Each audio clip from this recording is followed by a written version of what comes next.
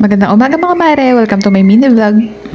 Pagkagising ko nga ay nagilamos nga lang ako saglit tapos nga nagready na nga rin ako ng lulutuin ko para nga sa almusal. Dahil nga papasok si dada ng alas 7 kailangan bago mag 7 nakaluto na nga ako. Itong maliliit na luncheon meat nga lang tong lulutuin ko pati nga peritong itlog tapos sasangag ko na nga lang itang kanin namin kagabi. Hindi na nga ako magsasaing dyan ng bagong kanin dahil nga medyo diet na nga rin ako. Diyos. Kapag tapos ko nga magluto, naya ko na nga rin si Kuya Sean at dahil nagising nga tong batang makulit, pinauna ko na nga kumain si Kuya Sean.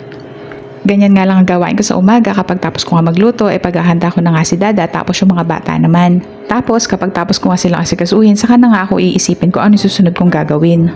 Oh siya, next time na nga lang ulit tayo magkwentuhan. Pabisita naman sa YouTube channel ko, ganoon na nga rin sa TikTok. Yun lang, salamat!